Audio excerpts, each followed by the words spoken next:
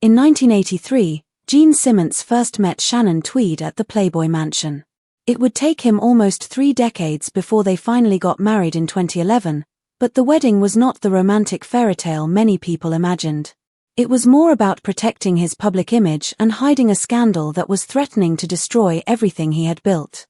Later, behind-the-scenes footage from their family reality show revealed conversations that had never been meant for the public. His son got caught up in a plagiarism scandal, and later legal documents surfaced that involved allegations made by female employees.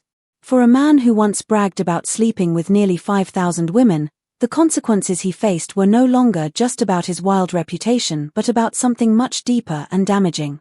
But before he was Gene Simmons, the world-famous rock star, he was just a boy named Chaim Witz, born on August 25, 1949, in Haifa, Israel.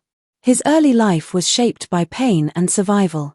His mother, Flora Klein, was born in Hungary in 1925 and survived the unimaginable horrors of the Holocaust. At just 14 years old, she had been forced into labor by Nazi soldiers, picking potatoes in the fields while dressed in marked clothing that separated her from everyone else. She moved between camps, living in constant fear, watching her family disappear one by one. That trauma followed her for the rest of her life, even after the war. Gene's father, Yeel Witz, had also escaped from Hungary, and after marrying Flora in 1946, the couple moved to Israel the following year, just before the new state was established. Their lives were filled with struggle, and Gene was born into a world still scarred by war. By the time he was 6 years old, things got even harder. His parents' marriage fell apart, mostly due to poverty. His father stayed behind in Israel, remarried, and started a new family, while his mother raised him alone in Mount Carmel. Life was not easy. Flora worked in factories, sewing buttons just to keep food on the table, and there were many nights when all they had for dinner was bread and milk. Gene, still a little boy, tried to help however he could. He picked fruit with a friend and sold it by the roadside. He made his own winter coat out of an old army blanket. He understood hardship in a way most children never did. He would often cry himself to sleep in an empty house, waiting for his mother to come home after long shifts at work. At school, he didn't fit in either. Other children bullied him for being different, and some of the prejudice that had followed his mother from Europe now landed on him in Israel. But something else gave him hope: comic books.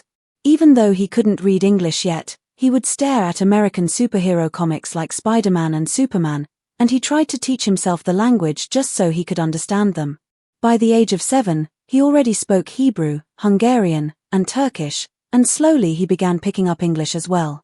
Those heroes gave him strength and a sense of escape from the struggles around him. His mother rarely spoke about what she had endured during the Holocaust, but Gene could see it in her silence, in the way she sometimes cried without explanation, and in her fierce protectiveness over him.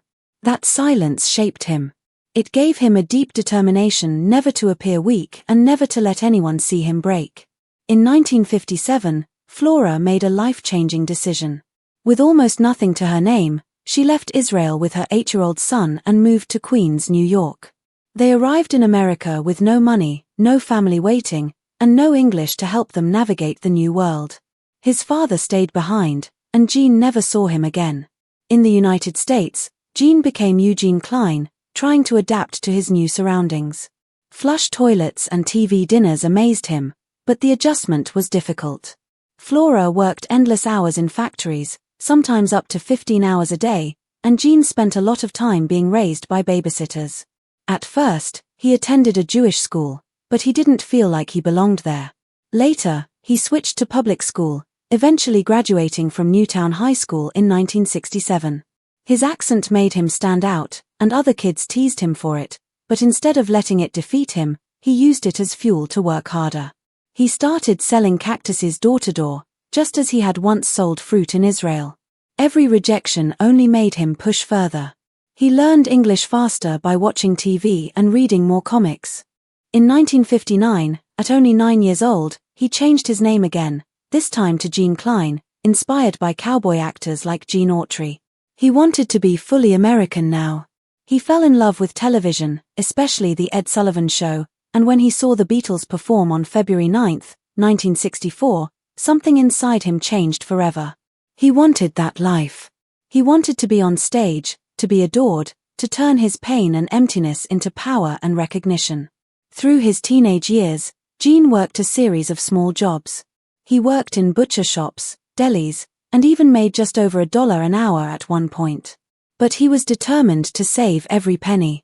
He avoided alcohol, even when others around him drank at parties.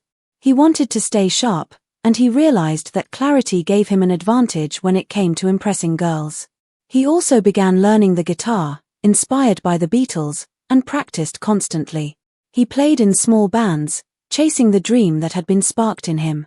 After high school, Gene studied education at Sullivan County Community College, graduating with an associate degree in 1970. He even worked as a 6th-grade teacher in Spanish Harlem, earning just $75 a week. But teaching wasn't his true calling. Music was. He formed a band with Paul Stanley in 1970 called Rainbow, which soon became Wicked Lester. They played gigs at night while working other jobs during the day. Gene also worked at a fashion magazine and did translation jobs thanks to the many languages he had learned as a child. But his heart was always in music. Wicked Lester recorded an album in 1972, but the record label hated it and refused to release it. The rejection was devastating, but instead of giving up, Gene and Paul decided to start over. By 1973, they had formed a new band with drummer Peter Criss and guitarist Ace Frehley. They called it Kiss. From the start, they wanted Kiss to be different. This wasn't going to be just another rock band. They wanted it to be theatrical, explosive, and unforgettable. Gene created his famous demon persona, inspired by horror movies and comic books, complete with bat wings painted around his eyes. He breathed fire and spat blood on stage, creating a terrifying and thrilling character that set the band apart. Peter became the Catman, Ace the Spaceman, and Paul the Star Child. Together, they created something the world had never seen before. At first, their shows were small, sometimes with only a handful of people in the audience. But word began to spread about the wild performances, the makeup, and the energy. Slowly, their reputation grew. In 1973, music manager Bill O'Coin discovered them and promised he would get them a record deal within 2 weeks, and he did. Kiss signed with Casablanca Records, and in 1974, they released their first album. It didn't sell well at first, but their relentless touring kept the band alive. Gene threw himself into building the Kiss brand, not just as a musician but as a businessman. He took countless Polaroid pictures of his sexual encounters, claiming that he had proof of every conquest, and bragged about sleeping with thousands of women. While he avoided drugs and alcohol, his sex addiction became part of his image. His wife Shannon would later discover the photos after their marriage and burn them publicly on their reality show, marking the end of that chapter in his life. Kiss's real breakthrough came in 1975 with the release of their live album Alive. It captured the raw power of their concerts, with screaming fans, explosive energy, and an unpolished edge that made listeners feel like they were there in the crowd. The album sold millions of copies and saved both the band and their struggling record label from collapse. Suddenly, Kiss wasn't just another band, they were legends in the making. By the mid-1970s, Kiss had become one of the most exciting live acts in the world. Their shows were filled with fire, blood, explosions, and elaborate stage effects. Gene flew across the stage, Ace's guitar shot rockets, and Peter's drums were surrounded by smoke. Their concerts became massive spectacles, unlike anything audiences had seen before. But with success came problems. By the late 1970s, tensions within the band were growing. The fame, the pressure, and Gene's own ego began creating cracks in their once solid foundation. Behind the fire and makeup, there were battles that threatened to tear everything apart. In the late 70s, Kiss was one of the biggest bands in the world, but their glory days were already beginning to fade. Some shows were cancelled or poorly attended, like the Pontiac Silverdome, which had to be scrapped because of low ticket sales, or the Los Angeles concerts that were scaled down to smaller venues. The cracks in the band's unity became obvious when Peter Criss, the drummer, spiraled deeper into drug abuse. His behavior grew erratic. Sometimes, right in the middle of a performance, he would stop drumming altogether just to lash out at his bandmates or the audience. Gene Simmons, never one to sugarcoat, called it pure self-destruction. By the time the band played its final show of the tour in Toledo on December 16, 1979, it was clear the original Kiss was falling apart. Fans could feel the difference too. Their sound was changing, with disco sneaking into their music. Instead of hardcore rock fans filling the seats, families started showing up. Gene still dreamed big and pushed forward, but the band was coming down fast. In 1978, things got even stranger.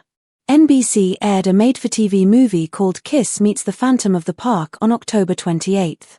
It was produced by Hanna-Barbera, the same animation studio behind Scooby-Doo. The film portrayed Kiss as superheroes fighting an evil inventor inside a theme park. Gene improvised wild lines about world domination, which echoed his real-life obsession with turning Kiss into a worldwide brand. The problem was that the acting was terrible. Fans hated it, and even the band members themselves wanted to forget it ever happened. People who worked on the set were later banned from bringing it up. Still, the film gained a strange cult following, especially in Europe, where it was renamed Attack of the Phantoms. The whole thing made it obvious that Gene's ego wasn't just large, it was unstoppable. That same year, each member of Kiss released their own solo album on September 18, 1978. Gene's record outsold some of the group's official albums. It included bizarre covers like When You Wish Upon a Star and even featured guest appearances from Cher and Bob Seger. The songs dealt with themes like radioactivity and twisted fantasies, perfectly reflecting Gene's eccentric personality. Meanwhile, the band released Dynasty in May of 1979. The single I Was Made for Loving You became a huge hit, reaching number 11 on the Billboard charts. The album went platinum in 5 countries and sold over 1 million copies. But the disco flavor in the record alienated many rock fans. Ticket sales collapsed.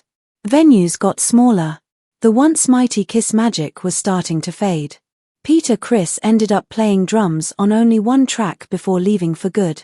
The cracks had widened into full splits. In 1983, the band made a bold move that shocked everyone. On September 18, they appeared on MTV and removed their makeup. For the first time in 10 years, fans saw their real faces. At the same time, they released Lick It Up. The album went platinum, selling over 1 million copies. The music was rawer, heavier, and more aggressive. Fans returned, and Gene saw it as a rebirth of Kiss. Even though the makeup was gone, the business was booming. By then, Kiss had over 100 licensed products, everything from lunchboxes to action figures, pulling in millions in merchandise sales. In 1984, Gene Simmons tried his hand at acting in Hollywood. He played the villain Luther in Runaway, a sci-fi thriller directed by Michael Crichton. His character was a mad scientist who used killer robots to murder people, a role that borrowed heavily from his demon stage persona. Gene relished the chance to deliver dramatic lines, and his character eventually died by his own creations. While Gene was chasing movie roles, the band was also dealing with major changes. Peter Criss had already been fired in 1980 after his addiction made him impossible to work with. Gene compared firing him to a necessary amputation. Eric Carr replaced him as the new drummer, known by his Fox persona. Losing Peter was painful, but it gave the band a chance to start fresh. By 1989, Kiss released Hot in the Shade. The ballad Forever became a huge success, reaching number 8 on the Billboard Hot 100. The album sold over 500,000 copies and gave them their biggest hit of the no-makeup years. But the softer, romantic sound confused some fans who wanted rebellious rock. Meanwhile, Gene's personal life was messy. He was constantly distracted by Hollywood projects and his endless affairs. He often missed recording sessions and rehearsals. The late 80s also gave Eric Carr a chance to shine, as he sang lead vocals on Little Caesar. Sadly, it would be his last contribution before his death in 1991. Gene's distractions nearly tore the band apart completely. In his 2001 autobiography Kiss and Makeup, Gene revealed the truth about his lifestyle. He claimed to have slept with more than 4,800 women. One of the most dramatic stories came from the late 70s, when he was dating Cher between 1979 and 1980. During that time, he fell for her best friend, Diana Ross. What began as a Christmas shopping trip turned into a full-blown love affair. Cher never forgave them, and the scandal exploded in People magazine. It became one of the most famous betrayals in rock history. Gene somehow managed to remain on friendly terms with both women, but the damage was permanent. Then, in 1996, the band pulled off the ultimate comeback. The original members reunited. The makeup returned. The shows sold out across the world. They played 92 shows in 75 cities and sold 1.2 million tickets. The tour raked in $143 million. But behind the scenes, things weren't as perfect as they seemed. Ace Frehley and Peter Criss were paid flat rates of $80,000 per show, while Gene and Paul Stanley pocketed $110,000 each plus a share of the profits. Lawsuits erupted. Old tensions resurfaced. The reunion was both a massive success and a reminder of the band's fragile chemistry. From 2006 to 2012, Gene Simmons allowed cameras into his home life for a reality show called Gene Simmons Family Jewels. It showed him with longtime partner Shannon Tweed and their two children, Nick and Sophie. The series became A&E's second biggest hit after Dog the Bounty Hunter and lasted 7 seasons. It presented Gene as a family man, softening his image, but carefully avoided most of his wild past. Even so, scandals still surfaced. In 2008, a sex tape leaked showing him with another woman. He sued, claiming it was a violation of privacy. The biggest twist came in 2011, when after 28 years of refusing marriage, Gene finally wed Shannon Tweed. The wedding made headlines everywhere. On the show, Shannon's patience was visibly tested. She once stormed off the Joy Behar show, calling him a pig. On another occasion, she found his secret stash of explicit Polaroids and burned them on air. The therapy sessions shown on their reality series revealed her frustration with his unwillingness to commit. For the first time, Gene admitted that his childhood had left him with deep fears about relationships. In July 2011, he proposed to Shannon in Belize, and they married on October 1st. Their children played central roles in the ceremony, making it an emotional moment few thought would ever happen. By the 2000s, Gene's business empire was unstoppable. He licensed the Kiss name to over 5,000 products, from pinball machines to condoms to even coffins. The brand was everywhere, raking in more than $1 billion. But Gene sometimes went too far. In 2017, he tried to trademark the famous devil horns hand gesture, claiming he invented it back in 1974. His application described it as a pose with the index and pinky fingers raised and the thumb extended, essentially the same as the sign language gesture for I love you. The backlash was immediate. Metal fans were furious, reminding him that John Lennon, Ronnie James Dio, and many others had used it long before Kiss. Within days, Gene withdrew the filing, but the controversy showed how far he was willing to go to maintain control over rock culture. Legal troubles also followed him. In 2010, ESPN makeup artist Victoria Jackson accused him of inappropriate behavior during a SportsCenter appearance. She claimed he hugged and humped her while in costume. Gene denied it, saying his metal codpiece made such behavior impossible. He even filed a countersuit, and the case was eventually settled. In 2016, a dishwasher at one of his Rock and Brews restaurants accused him of groping her, followed by a similar claim in 2017. Both cases were quietly resolved. Gene always dismissed such accusations as baseless, but the number of incidents painted a troubling picture. Despite the controversies, his fortune only grew. By 2015, Gene Simmons was worth over $400 million.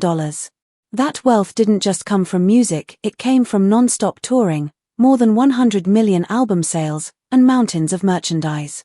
He co-founded the Rock and Brews restaurant chain with Paul Stanley in 2012, expanding it to multiple locations. In 2017, he released The Vault, a $2,000 limited edition box set of rare recordings.